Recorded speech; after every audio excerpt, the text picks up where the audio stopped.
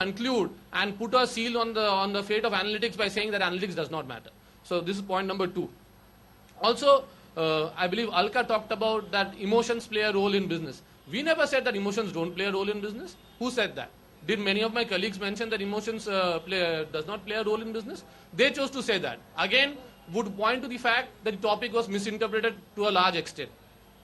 Okay, couple of other examples. Everybody talked about examples. If I don't give those examples, then I will be left out. So I have to talk about examples. We missed examples about sports. When Bob Woolmer came up with the laptop way back, people laughed at him. Look at cricket in India, cricket across world now. What about the other people, other coaches? Everybody has caught on to that. So visionary people who think about it, they would not be left far behind. Otherwise, people might be left far behind. So this is about sports. Let's talk about the UID project that India is executing now. Is it possible without the analytical tools to get anywhere near that? We probably would have to ask Mr. Nandan Nilekani the same. So we have seen that in terms of application, whether it's in the government sector, whether it's in the private sector, whether it's in a non-profit sector, analytics will always play a part. We never wanted to mention, and I'm reiterating my fact, that analytics is a substitute. It is an able aid which can be backed by proper intuition and judgment. And I rest my case with that. I will not use my entire 5 minutes. That's also an analytical judgment. Thank you so much. That's very nice. Now we would invite participation from the audience in terms of what is your gut feeling about analytics.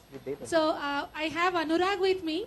He is in fact our alumni, very recent, very fresh alumni. He was EPGDBM batch 1. He has around 7+ years. I mean, he had, prior to joining the program, he had experience in IT sector, worked in Infosys for a number of years, got tired of IT, tired of coding, joined this program and got into number crunching for a change, as if that's a change. So Anurag is now with HSBC Analytics. He is a program manager there, and he is actually trying to invoke responses from all of you. Just help him out. Thank you. Thank you very much, Professor Tapti. While Professor Tapti reminded me that now analytics has become bread and butter for me, but at the same time, I am also into a dilemma that by background, I am a Marwadi. By background, I am a Marwadi. So if you ask any of the Maru shop, and if I tell them to use analytics, they'll just ask me to get out. Right. So I am also in a dilemma. I'm not sure whether analytics would really matter or not. So I really like all of you to participate and help us understand and whether they had worked on analytics very seriously, and they got quantified results out of that. There were a couple of other examples as well. Okay, that was the MBA answer. I thought that in cricket you have some examples of cricket analytics. So I was a little bit. Regarding sports analytics, I'd just like to bring forth to you some information I've got with me. At the recent gathering of sports analytics conference at MIT Sloan, sports analytics were given problems to solve, and these analysts, they produce very predictable results. So it is then the Houston Rockets general manager Daryl Morey said that in spite of all the number crunching which goes into it in predicting results, whether it's about sports analytics or any other analytics, there is no replacement for the well-honed instinct which the winning team has.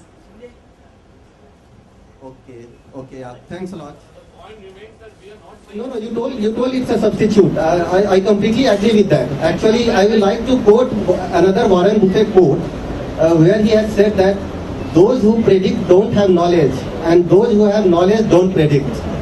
So that was a substitute to knowledge. So I told that you were the best speaker in my, because you concluded very well. That's all, yeah. Thanks. You need to understand what is the topic that we are speaking against. So somebody that don't understand, the entire motion is lost. So they are trying to substitute it. We never said that we will substitute. They are deciding on our behalf that we will substitute. Can I just counter this argument? Sure. Actually, it's does analytics matter? So we are trying to put forth the view that how can analytics matter when it is so limited in scope? How can it matter when it is not widespread and it doesn't have the scope to be widespread and the basis? It's not. We can't say that it's not widespread. Anyway, analytics is not my bread and butter. Actually, the example given was by the person sitting in between. was fabulous. He gave the example of Mao Tse-tung, or he gave the example of Mumbai's Dabbawalas. I am just thinking that he would have been more emphatic if he would have given less examples and explained that why Mumbai Dabbawalas business have become very successful, and there is some reason, and actually it was a business success in accident, and if there were MBAs who tried to replicate this business in New York and they failed. So they did not analyze, but there is some analytical fact which made this business successful. I would not like all the participants there to be on a spot of bother, so I'll definitely request all others also to counter whoever would like to. So may I have the next, I think, yeah. Good morning, gentlemen. I am Yumi Kumar. I'm the guest lecturer in NMIMS. The first point I should say is, your life starts with analytics. When you take birth in this world, every action of yours goes with analytics. Only thing, as you grow up, an intuition, a tool is forming inside you, it has become so sophisticated that people have been trying to make out what it is. We have been going on the material part of things and we have hit IT. IT has become a big tool.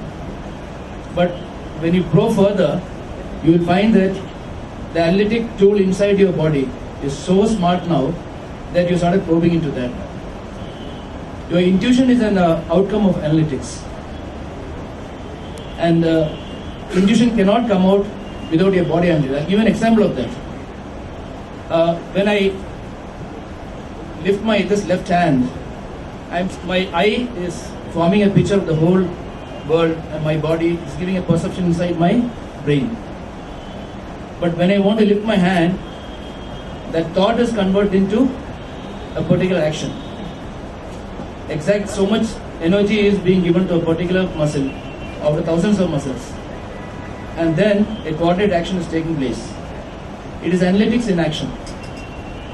That means we are having a tremendous tool inside our body from which an intuition will come out, which, if it is done, the analytics data has been given proper, it comes out with a proper analytics or an intuition. So you cannot separate analytics and intuition. Only thing, we are talking about an intuition tool, intuition as a tool which is within your body, and now we are trying to probe it. It is in a very very called like primary stage now, and we can expect that in the next few years this intuition will be analyzed in a big way, and it will prove very, very powerful.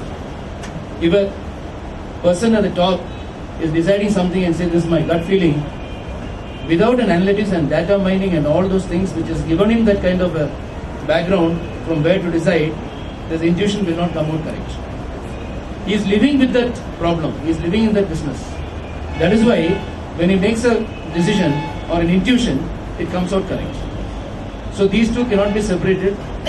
Of course, it was really good that there was a kind of conversation was created and a thought-provoking session was created, and that is why I also never thought in this way. When all of you are talking, all these thoughts came into my mind. Thanks, thank you. Thank you very much. Maybe it may go to Sarah. I've been trying to speak since the time Subhash is giving an example of Bob Mulder. See, like example of cricket, any business that we do, whether it's cricket or business, analytics is one small enabler. What matters is the people that you have. What matters is the structure that you have. What matters is the business model and the value creation that you're doing for customers. If you go back to Bob Woolmer, this is the same Bob Woolmer was brought to Pakistan to do the same magic. And what happened the result? He had to commit suicide. Now we go back to Australia. We know a gentleman called John Buchanan. He has done a lot of magic using laptops and all those number crunching that he used to do while Ricky Ponting used to play. The same Bob Woolmer, Shah Rukh Khan was very excited to bring him into Kolkata Knight Riders. He tried him for 2 years, and now we know what happened to Kolkata Knight Riders. Not making any judgment on this. I cannot be judgmental about it because there are a lot of senior people who have seen more of the world that I have seen. But what I can say is a small enabler which help people to take decisions. It can never substitute your intuitive power to think.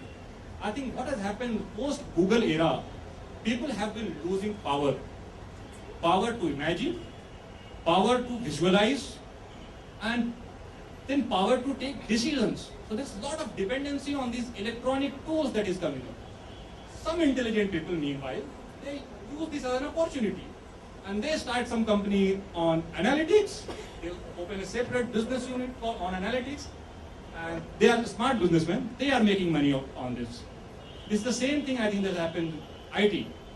So I cannot be judgmental about it, but I am ending my discussion on this. Thank you.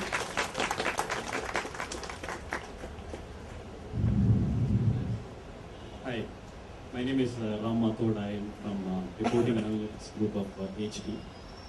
I just joined about 4 weeks ago, and prior to that I used to be at Cisco, where I set up a similar group. By the way of my experience, I have about 23 years of experience, an MBA from Michigan, and I'm an engineer by training, and so on.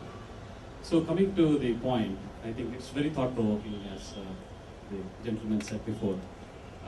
Really, I too started thinking, what is analytics? I think the debate here is about organized analytics versus analytics, right? The Mumbai Dabbawalas obviously analyze a lot of information before making their decisions on when to deliver, all of that stuff, which time to put that on, and so on. So I think what we are talking here is about the organized analytics, whether that matters or not, and whether we are killing ourselves going to all kinds of predictive modeling where the business might not buy in, and then we try to push the tool-based analytics results onto the business. So if we go that way, I think perhaps analytics is not using the business knowledge, right? I think the intuition and analytics go together, and person doing analytics should always be associated with the intuition and the business knowledge as well. I think that's the short answer. And as somebody mentioned, Google is not analytics. Actually, it can be argued that Google is an analytics company, right? It's by figuring out a word in some document or some website or who is coming in, Google is able to match that to a particular retailer or particular vendor, and then bring the two people together. So it's basically using the same information to bring the folks together. So Google is the largest analytics company in the world in my perception. So that way, whether analytics matters is kind of, it's debatable whether you're looking at the tool-based analytics or the intuition-based analytics, or whatever, non-tool-based analytics. Okay, thank you. Very well said, sir. I think, yeah, so the point of focus here is, while we were talking about analytics, is not only about numbers. So there are a lot of other elements, like sir mentioned about the Google. It may not be only relying on numbers, but there are a lot of other elements in analytics. So good.